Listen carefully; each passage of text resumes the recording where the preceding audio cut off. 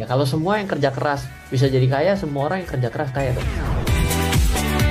Langsung saja klik sonora.id. Younger, bolder, wiser.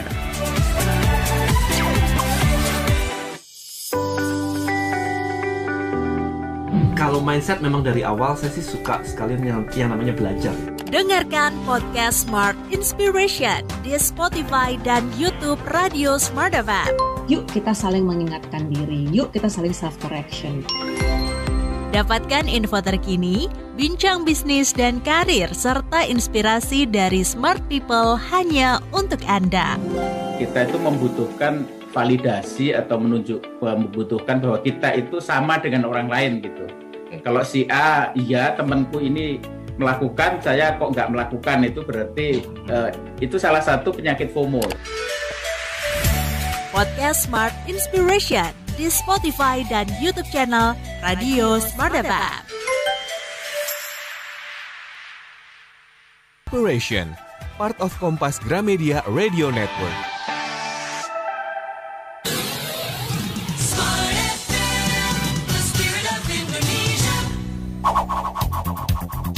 Kembali Anda simak dalam Smart Motivation bersama Eloy Zaluku. Smart Motivation. Kita di malam hari ini Smart Business tentang culture is the one thing bagian 3, budaya tim atau perusahaan adalah prioritas utama bagian 3 bersama dengan Bapak Eloy Zaluku ya, tentang pandangan tentang tujuan utama sebuah bisnis atau perusahaan. Itu ada apa saja ya Pak Eloy? Oh ya, ini penting sekali dan minggu lalu kita juga sudah sedikit membahas ada 4 pandangan mengenai tujuan perusahaan. Semua listeners dan sahabat TML, yang paling banyak itu adalah apa yang dikenal dengan istilah maximizing shareholder value. Artinya memaksimalkan keuntungan dari pemilik modal atau para pemegang saham. Ini dipopulerkan oleh Milton Friedman, seorang ekonom ternama lahir di Amerika. Tetapi kemudian sekarang ini banyak pihak-pihak yang bukan hanya mengkritisi tetapi melawan apa yang menjadi tujuan perusahaan tadi, yaitu memaksimalkan keuntungan para pemilik modal atau pemegang saham. Kenapa? Karena bisa dilihat betapa banyak kerusakan lingkungan dan juga bisa dilihat bagaimana SDM sebetulnya tidak menjadi prioritas mereka dan bahkan seringkali menghalalkan segala cara.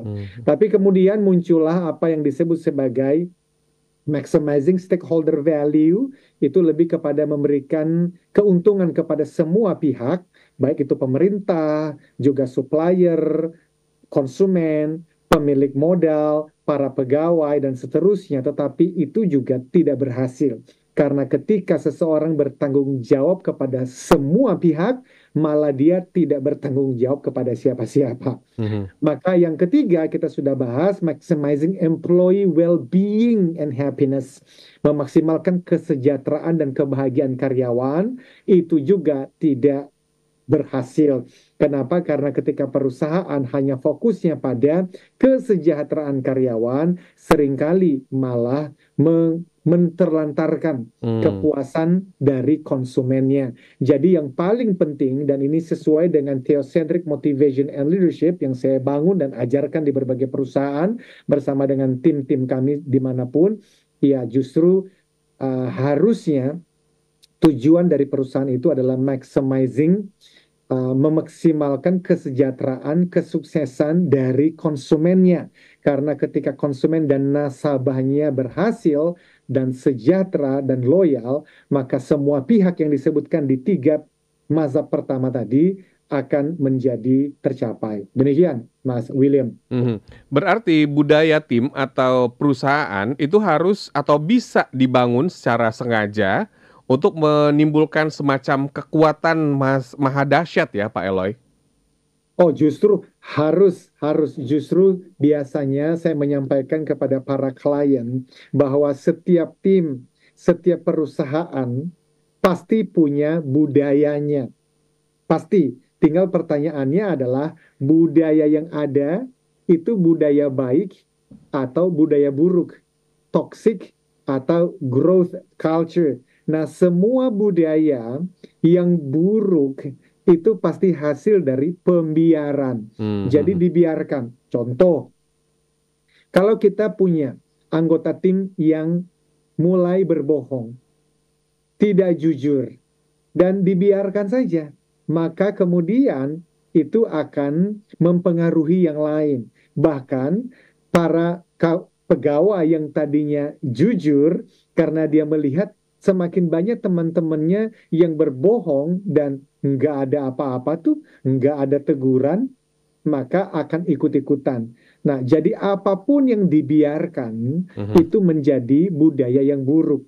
Semua budaya yang baik, misalnya inovasinya ada di sana, misalnya disiplin, misalnya never give up spirit, atau growth mindset, dan seterusnya, itu hanya menjadi bagian dari budaya tim atau perusahaan kalau sengaja dibangun.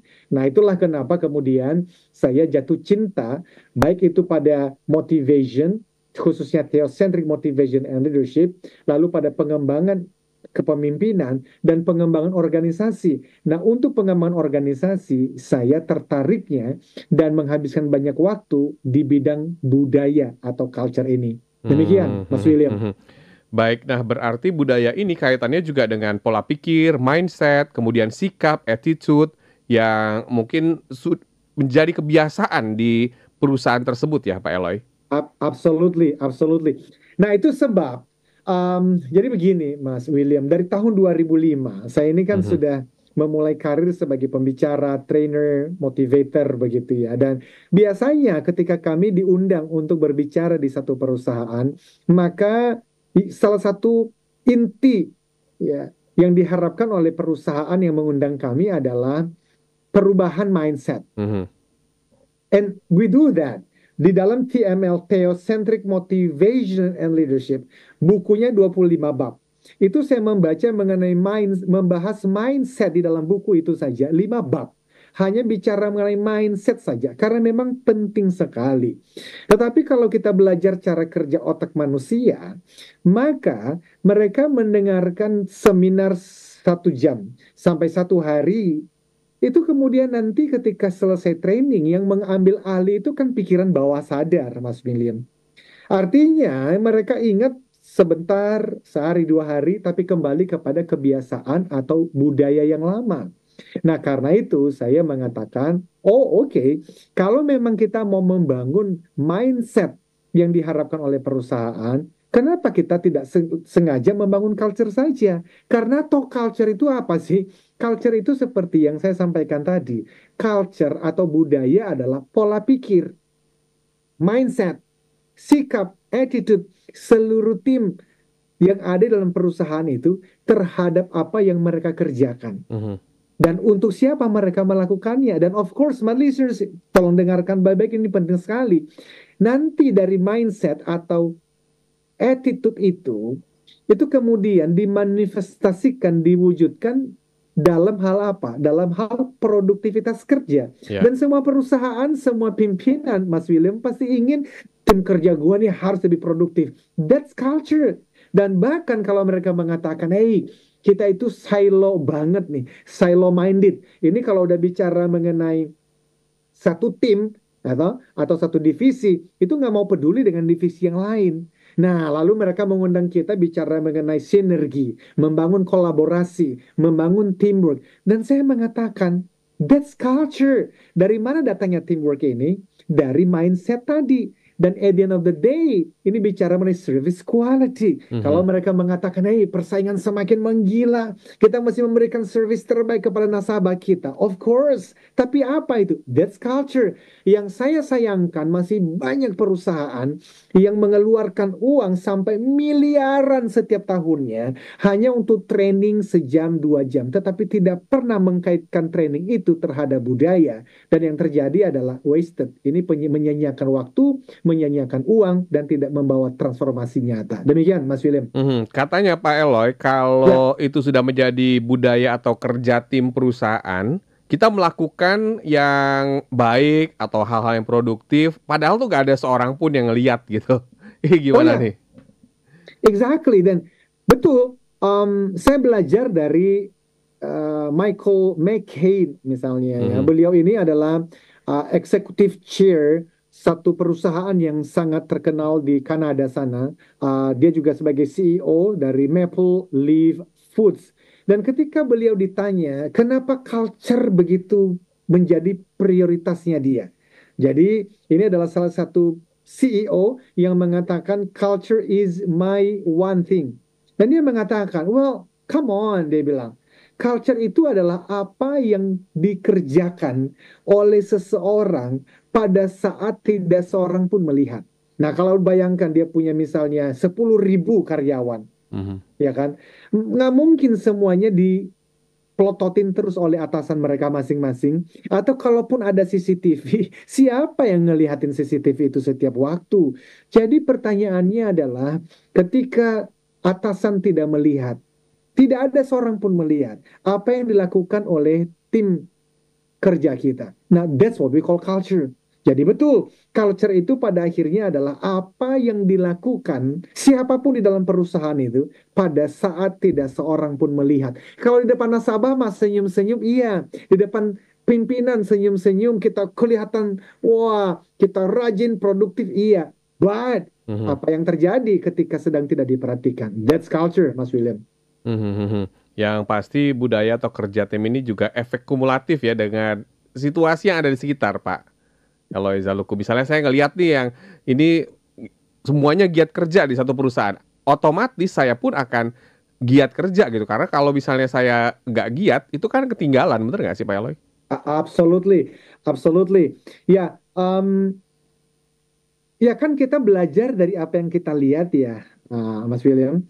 Dan Mark Miller ini juga salah seorang pakar ya di dalam topik leadership and culture ini. Dan persis seperti yang dikatakan Mas William tadi, beliau tuh mendefinisikan culture itu sebagai kumpulan atau kumulatif dari apa yang kita lihat, apa yang kita dengar, apa yang kita alami, dan apa yang kita yakini tentang produk, tentang jasa, tentang perusahaan tertentu. Contoh, smart listeners dan sahabat TML, let's say Anda berkunjung dan menginap di sebuah hotel. Oke? Nah, waktu Anda masuk ke hotel itu, Anda akan melihat mulai dari parkiran atau mulai dari lobinya, ya tak? Lalu Anda disapa oleh security ada di sana, lalu Anda dibukakan pintu. Semua itu adalah culture. What do you see? Apa yang Anda lihat? Lalu Anda masuk ke kamar. Bahkan ketika Anda mulai masuk ke dalam lift, apa yang Anda rasakan, apa yang Anda lihat, semua itu termasuk ketika Anda masuk di restorannya atau Anda mulai menikmati kolam renang yang ada di sana, whatever, musik yang sedang ada dimainkan di sekitar hotel itu. Semua ini adalah culture. Sehingga memang Mas William, pada akhirnya itu kalau nanti kita melakukan semacam research atau survei, ya, untuk kita menilai kepuasan dan loyalitas Anda atau saya atau siapapun yang berkunjung ke hotel tadi, apakah kita mengatakan so good, extremely good, surprise, atau kita mengatakan so bad, payah, atau sedang-sedang saja? Hasil dari survei itu, itulah yang disebut sebagai culture. Jadi so powerful. Dan itulah kenapa saya mengatakan harusnya entah dia sebagai CEO, sebagai owner perusahaan, sebagai middle manager, atau bahkan security dan staff. Kalau dia mengerti ini, maka dia harusnya akan hidup, bekerja, menjadikan budaya sebagai prioritas utama sehari-hari. Ya, demikian. Oke, baik. Masih ada sesi selanjutnya, semakin seru perbincangan kita di malam hari ini. Smart Listeners, kami ajak Anda juga untuk menyimak lewat YouTube channel Smart FM karena kita juga sedang live streaming di sana. Anda jangan kemana-mana, tetaplah bersama kami.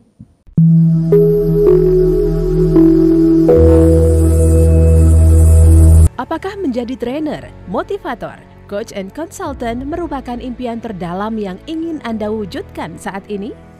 Eloy Zalukhu, founder and master teacher of TML, Theocentric Motivation and Leadership, kembali memberikan kesempatan kepada 25 orang terpilih untuk menjadi Certified Theocentric Motivator Batch 7 tahun 2025. Jadilah Theocentric Motivator and Professional Sales Trainer dengan konsep pelatihan yang menggabungkan pemahaman spiritual dengan ilmu motivasi dan strategi penjualan yang tepat. Dilatih secara langsung oleh Master Teacher Eloy Zaluhu, dapatkan sertifikat dan legalitas untuk mengajarkan materi pelatihan Theocentric Motivation and Rave Sales Principles di seluruh Indonesia dengan peluang penghasilan hingga 25 juta rupiah per satu hari training bahkan lebih. Pelatihan dilaksanakan pada hari Jumat dan Sabtu, 19 sampai 20 September dan 26 sampai 27 September 2025. Ayo, dapatkan penawaran khusus terbatas hanya untuk batch 7 tahun 2025. Potongan hingga 50% dari investasi normal. Syarat dan ketentuan berlaku. Segera daftarkan diri Anda di 0813 983 981 27. Sekali lagi 0813 983 981 27. Kesempatan terbatas. Be the next Certified Theocentric Motivator and Sales Warrior Trainer.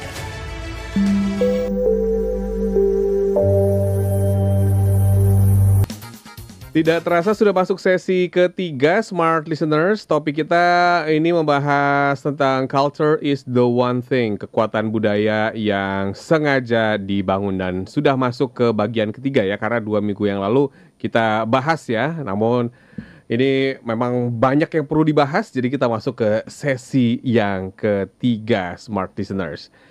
Dan kalau membahas soal budaya atau kerja tim perusahaan, nah ini kita juga perlu tanya nih kepada Smart Listeners, kira-kira budaya atau culture di perusahaan Anda itu seperti apa ya? Karena banyak yang bilang juga nih Pak Eloy, katanya budaya itu dalam sebuah perusahaan merupakan kombinasi yang bisa juga dibangun dan juga sebetulnya direncanakan gitu. Nah ini bagaimana pendapatnya?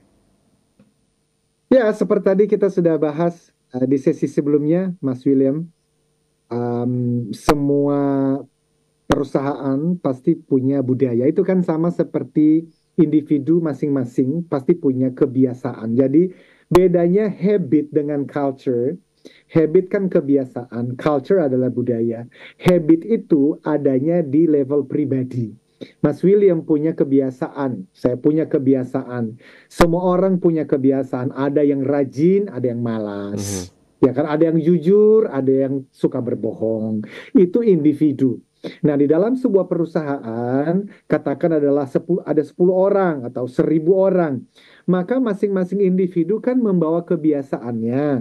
Nah, kebiasaan itu kalau di rata-rata, itulah culture.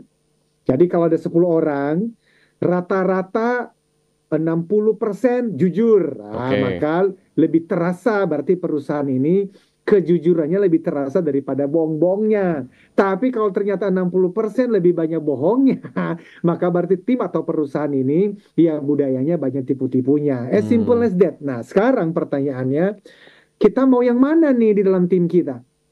Kita mau lebih banyak bohong atau kita lebih banyak jujur? Kita mau lebih banyak malas atau kita lebih banyak rajinnya? Kita pasti maunya begini, saya maunya semua rajin, saya maunya jujur, saya maunya inovatif dan seterusnya. Tetapi mau itu tidak cukup. Mau itu harus dengan sengaja kemudian dieksekusi, dan itu ada tahapan-tahapan di dalam membangun budaya tersebut, karena itu ada hubungannya dengan cara kerja otak sebetulnya, Mas William. Demikian. Ya, berarti harus disengajakan ya Pak Eloy? Harus disengajakan, dan itulah kenapa kemudian saya terobsesi sekali lagi, dan bersama dengan seluruh tim, kami berharap seluruh perusahaan Indonesia ketika mereka berpikir mengenai inspiring people, bagaimana sih kita menginspirasikan individu, seluruh pegawai, atau develop leaders, bagaimana sih kita bisa mengembangkan kepemimpinan yang hebat itu di tengah-tengah kondisi yang semakin menantang ini, dan transforming culture, building culture, bagaimana sih kita membangun budaya atau mentransformasi budaya yang relevan dengan kondisi bisnis, yang relevan dengan apalagi dengan perubahan dan perkembangan teknologi, AI dan segala macam. Artinya, perusahaan ini bisa saja mencetak kesuksesan 5 tahun yang lalu, belum tentu bisa melakukannya sekarang kan, karena it's a total different game. Nah, di saat seperti itu saya berharap ketika mereka berpikir mengenai inspiring people, develop leaders, and building atau transform culture, ya capstone saya ada di sana karena memang saya berpikir ya ini harus menjadi prioritas utama semua perusahaan, begitu. Oke, nah jadi pertanyaan adalah Pak Eloy, mengapa budaya tim atau perusahaan itu penting ya? Apa sebetulnya kekuatan mahadahsyat dari budaya yang sengaja dibangun? Of course. Ya karena tidak ada budaya tim dan tidak ada budaya perusahaan itu yang bisa tiba-tiba, misalnya katakanlah ada Pak Andi sebagai CEO perusahaan XYZ, lalu pagi-pagi mengatakan, man, hari ini perusahaan XYZ saya itu punya budaya yang growth mindset, punya budaya yang disiplin, inovatif, produktif paranoia kalau kita menggunakan istilah dari salah satu pemikir yang lain. It doesn't happen. Kata Mac Miller, tidak ada perusahaan yang terhanyut itu kan tiba-tiba. Menuju budaya kerja yang berkinerja tinggi itu nggak ada. Semua harus dengan sengaja diarahkan ke sana. Dan Mas William, kita berharap ini juga teman-teman yang mendengarkan nanti bisa share ya. Seperti apa sih budaya di tim mereka? Seperti apa sih pengalaman mereka di perusahaan masing-masing. Tetapi menjawab pertanyaan Mas William tadi, ada 4 dampak dari budaya yang sengaja dibangun tadi, Mas William. Oke, ada 4 dampaknya.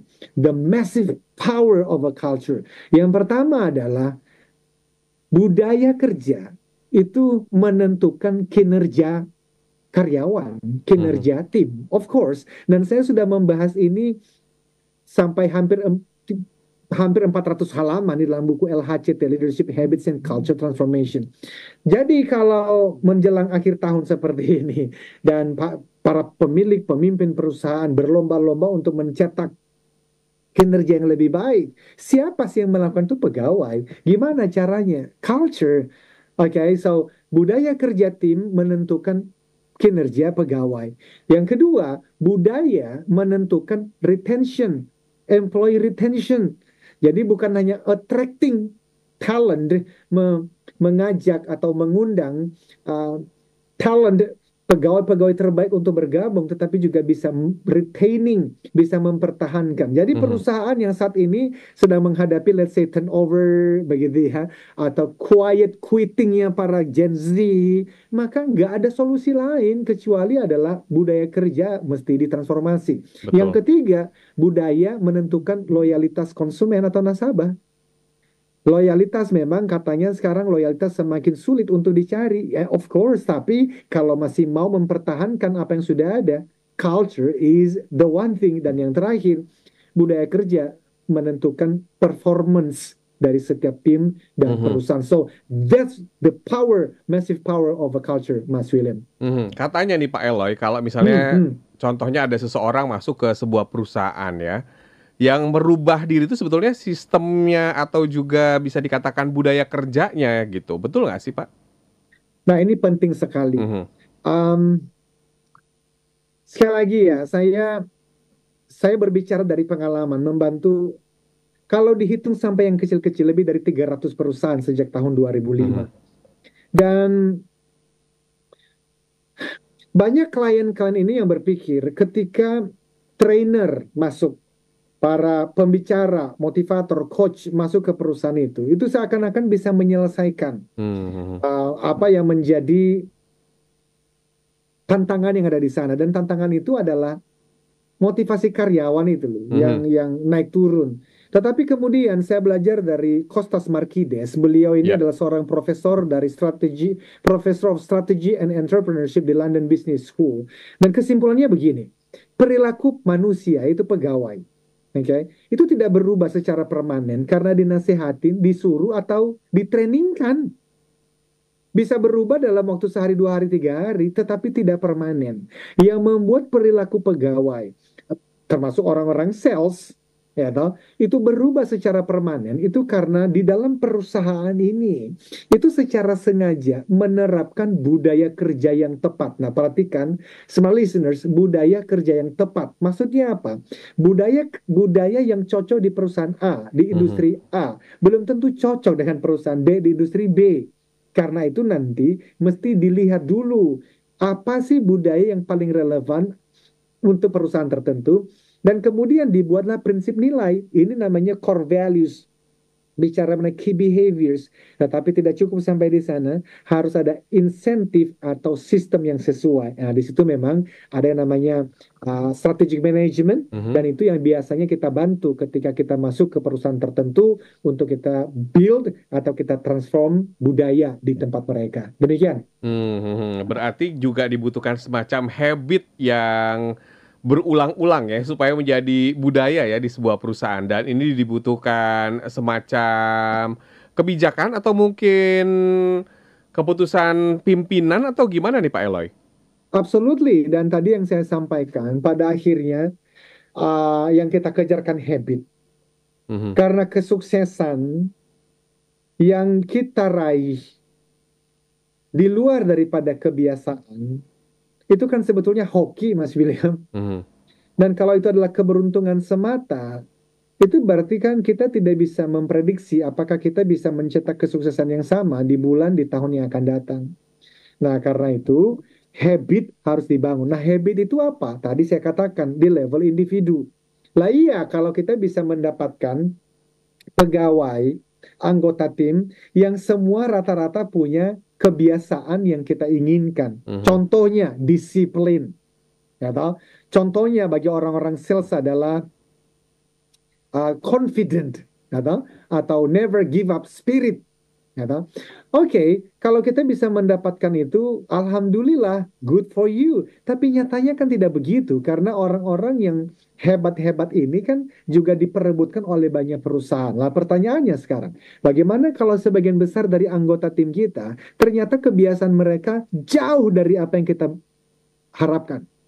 Nah, banyak orang akhirnya kemudian hanya bisa complaining. Lalu mereka mengundang trainer masuk, ayo kita motivasikan dong orang-orang kami ini. Oke, itu bisa menolong untuk 1, 2, 3 hari, seminggu, 2 minggu. But then what? Apakah kita mengundang trainer lagi? No. Makanya kenapa judulnya ini adalah Culture is the one thing. The one thing sendiri itu kan saya belajar dari sebuah buku yang judulnya juga The One Thing. Ini adalah dari Gary Keller dan Jay Papasan, yang mereka mengatakan begini, Mas William. Apa hal yang Anda lakukan, satu-satunya hal yang Anda lakukan, saking pentingnya ketika Anda konsisten, komitmen melakukan hal tersebut, maka semua hal lainnya menjadi lebih mudah untuk dilakukan, bahkan tidak perlu lagi dilakukan. Artinya dalam kasus atau contoh tadi pertrainingan begitu ya, ketika kita fokus pada culture, maka uang yang selama ini kita habiskan untuk biaya training misalnya, itu bisa dipotong sampai sekian persen hanya gara-gara kita sudah fokus pada membangun budayanya. So itu Mas William, kenapa ini menjadi penting sekali. Oke. Untuk Anda yang sudah memberikan tanggapan atau pertanyaan, nanti akan saya bacakan. Namun kita harus jeda iklan dulu. Anda jangan kemana-mana, tetaplah bersama kami.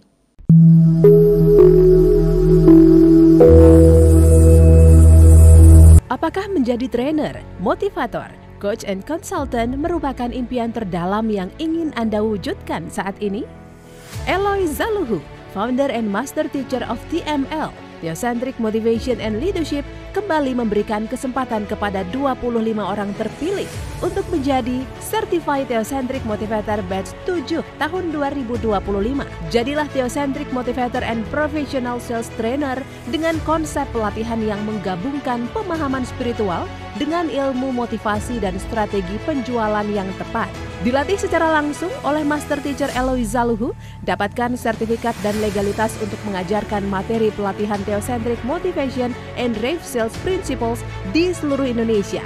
dengan peluang penghasilan hingga 25 juta rupiah per 1 hari training bahkan lebih. Pelatihan dilaksanakan pada hari Jumat dan Sabtu, 19 sampai 20 September dan 26 sampai 27 September 2025. Ayo, dapatkan penawaran khusus terbatas hanya untuk batch 7 tahun 2025. Potongan hingga 50% dari investasi normal. Syarat dan ketentuan berlaku.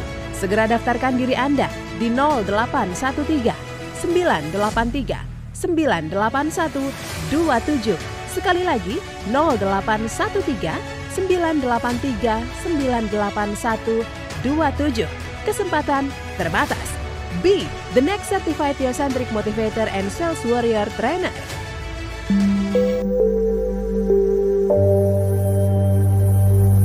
Tidak terasa sudah masuk sesi terakhir Smart Listeners ya. Kita masih dalam Smart Motivation di malam hari ini. Topik kita adalah Culture is the one thing. Dan untuk Anda yang sudah memberikan pertanyaan nanti akan saya bacakan. Namun sebelum sampai ke sana ini tidak terasa ya, waktu sudah mau habis. Mungkin ada pertanyaan nih Pak Eloy. Jadi bagaimana membangun budaya tim atau perusahaan untuk hasil yang 10 kali lebih baik? Ya. Well, as simple as 3A. Ini saya belajar dari Mark Miller. Jadi 3A. A yang pertama, aspire. Dalam bahasa Indonesianya itu berarti bagikan apa yang menjadi harapan dan impian Anda tentang tim atau tentang perusahaan Anda. Aspirasi, aspire. Bagikan harapan. What is your hope? What do you want? Karena ternyata banyak pimpinan, banyak tim leader, banyak manajer yang bahkan kalau ditanya serius nih, what do you want? Itu mungkin dia jelas secara pribadi, tetapi dia belum menerjemahkan itu dan menyampaikan, mengkomunikasikannya secara clear kepada anggota timnya. Maka aspire dan yang kedua adalah amplify. Pastikan aspirasi tadi, harapan dan keinginan tadi itu diupayakan dan terus diperkuat dengan cara apa? Dengan communicate. Sampaikan kepada semua orang yang memang perlu terlibat di dalamnya. Dan bahkan kemudian terakhir adalah adapt, selalu mengadaptasikan budaya.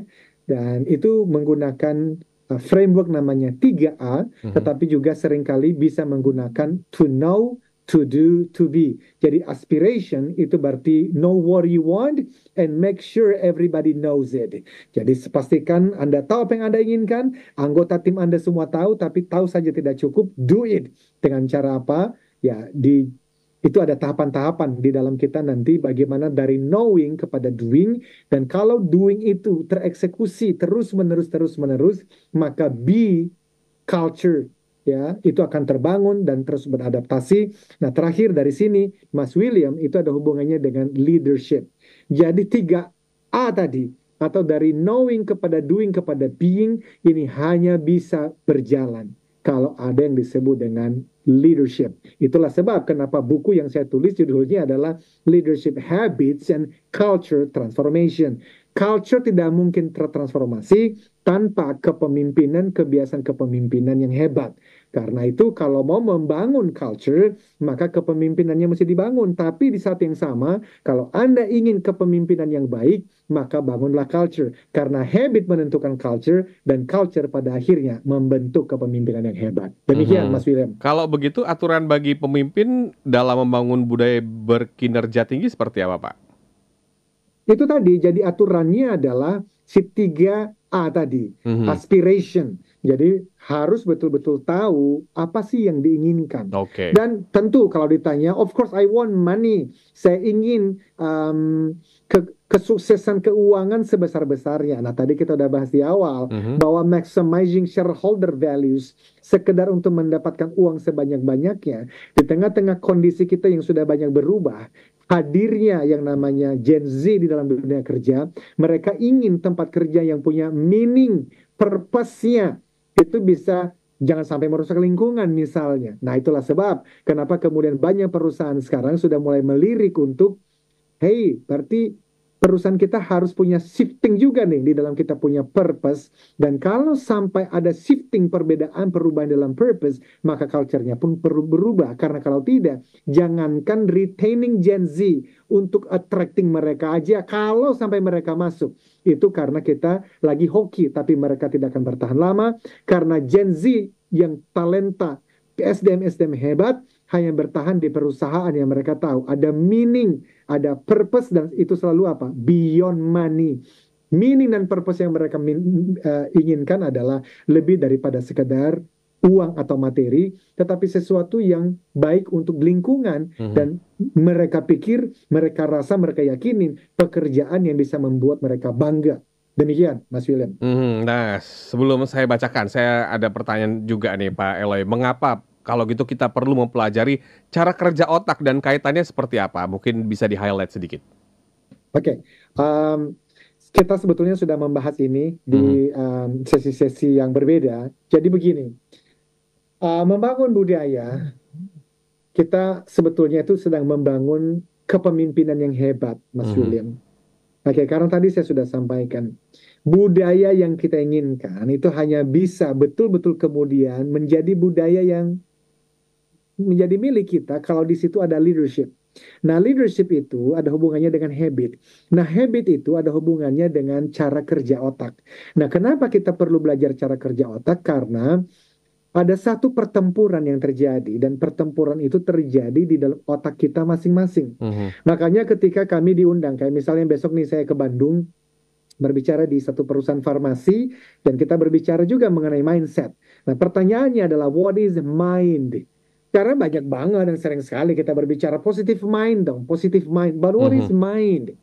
Banyak orang yang mengatakan positive mindset, but they don't understand mind itu adalah ternyata brain in action. Yang namanya pikiran adalah otak yang sedang bekerja. Nah, jadi kalau kita mau mengubah pikiran, caranya adalah ubah jaringan neuron di dalam otaknya. Dan kalau itu bisa terjadi, maka itu nanti akan mendapatkan habit yang baik, dan habit yang baik akan mendapatkan culture yang baik. So, smart listeners dan sahabat YML, kenapa kemudian saya terobsesi, dan saya pikir sampai Tuhan memanggil saya pulang, saya akan terus untuk mengkampanyekan mengenai inspiring people, develop leaders, and transform organizational culture.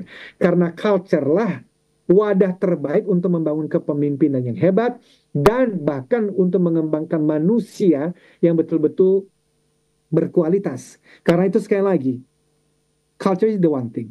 Demikian, Mas William. Saatnya saya sapa untuk Anda yang sudah bersabar untuk saya bacakan ya. Dari Bapak Anton di Yogyakarta. Saya punya beberapa staf milenial dan juga Gen Z. Agak susah diatur dan secara disiplin sebetulnya baik. Namun itu tadi, mereka punya banyak pendapat ketika saya perintahkan. Boleh nih Pak Eloy ditanggapi. Dari Bapak Anton di Yogyakarta. Thank you, Pak Anton. Ya, kita perlu memikirkan dua hal ya Pak Anton. Yang pertama, dunia kerja sudah berubah. SDM berubah. Apanya yang berubah? Ya cara berpikirnya berubah. Kenapa cara berpikirnya berubah? Karena jaringan-jaringan otaknya berubah. Bagaimana sih jaringan otak itu dibentuk? Well, dari informasi, dari referensi, apa yang mereka baca, apa yang mereka dengar, apa yang mereka tonton, siapa teman-teman mereka, sehingga kita mesti mau dua hal. Yang pertama, understanding, mengerti dulu bahwa terjadi perubahan ini. Yang kedua, adjust, beradaptasi, dan itulah culture. Dan yang kedua, tadi Pak Anton mungkin sengaja sadar atau tidak sadar menggunakan kata perintah. Mereka tidak melakukan apa yang saya perintahkan. Pak, it doesn't work. Kepemimpinan sudah tidak lagi menggunakan gaya perintah-perintah begitu. They just don't like it. Makanya tadi juga saya mengatakan kalau sampai ada perusahaan, para pemilik bisnis yang masih mempertahankan usaha ini saya dirikan untuk mendapat keuntungan yang sebesar-besarnya, sudah tidak ada Gen Z, Pak, yang mau bekerja di perusahaan yang dia tahu jelas perusahaan ini hanya untuk memperkaya pemiliknya. Mungkin dia masih bertahan di sana sebulan, 2 bulan, setahun, 2 tahun. But believe me, Pak, dia tidak akan pernah memberikan yang terbaik dari dirinya. Why? Ya dia pinter, Pak. Siapa orang yang mau kerja mati-matian, padahal itu hanya untuk memperkaya pemiliknya. dia pasti sedang memikirkan juga untuk memperkaya dirinya sendiri. Nah, karena itu Pak Anton, kalau Bapak tadi mengatakan mereka ada beberapa disiplin, tetapi ada yang tidak disiplin. Well, kembali kepada 3A tadi, aspiration. Pak Anton inginnya apa? Oh, saya maunya mereka disiplin. Oke, maka bikinlah yang disebut sebagai very simple dulu saja. Kita katakan sebagai key behavior, perilaku kunci. Nah, kita ambil saja misalnya STAR, S-nya misalnya service, ya toh? T-nya misalnya tanggung jawab. Silakan saja. Lalu Bapak mulai menyampaikan kepada mereka sekali seminggu. Teman-teman, kita bekerja di perusahaan dan kita perilaku terbaiknya adalah STAR. Bagaimana Anda akan memberikan service terbaik hari ini? Nah, itu masih diulang. Kenapa? Karena dengan pengulangan itu neuron yang baru itu muncul di otak. Karena nggak mungkin dong mereka melakukan sesuatu yang tidak ada di otaknya. Jadi secara sengaja Pak Anton installkan itu kepada jaringan otak setiap karyawan. Sehingga minimal dia sampai pada knowing dulu. Dia tahu, oh jadi kita bekerja di perusahaan. Di mana perusahaan kita ini paling penting pertamanya adalah service. Oke. Nah, kalau dia sudah memikirkan service penting, nanti ikut-ikutan Pak namanya disiplin. Bagaimana mungkin bisa memberikan service kalau disiplinnya tidak ada. Jadi mulai dari aspiration, lalu kemudian amplify, dan adapt. Adaptasikan terus-menerus. Demikian Mas William. Oke. Saya sapa satu lagi dari Bapak Oki di Kalimantan. Bagaimana saya sebagai pemimpin melaksanakan pekerjaan dengan baik, tapi beberapa staf saya itu terlihat malas-malasan, seperti tidak ada support system yang baik. Apa yang harus saya lakukan? Wah, ini sayang sekali waktunya tinggal 2 menit. Pak Eloy boleh ditanggapi 1 menit Pak Eloy dari Kalimantan? Ya, thank you Pak. Tahun 2016 saya pernah menuliskan buku judulnya I Am a Leader. Saya adalah pemimpin, Anda adalah pemimpin, kita semua adalah pemimpin. Pertanyaannya tapi, what is leadership? Kepemimpinan itu apa? Nah, kepemimpinan Bapak dan Ibu itu bicara mengenai drive change, membawa perubahan. Jadi, kalau Bapak sudah tahu, ini tim saya kurang termotivasi, that's why they need you. Itu kerjaan daripada seorang leader, memastikan mereka termotivasi. Tapi bagaimana cara mereka termotivasi adalah culture. Sehingga memang yang disebut sebagai ukuran dari efektivitas seorang pemimpin kan produktivitasnya tinggi. Turnover karyawan rendah. Kepuasan konsumen tinggi. Profitabilitas tinggi. Inovasi berkelanjutan. Relasi dengan seluruh rekan-rekan supplier juga baik. How do we do that?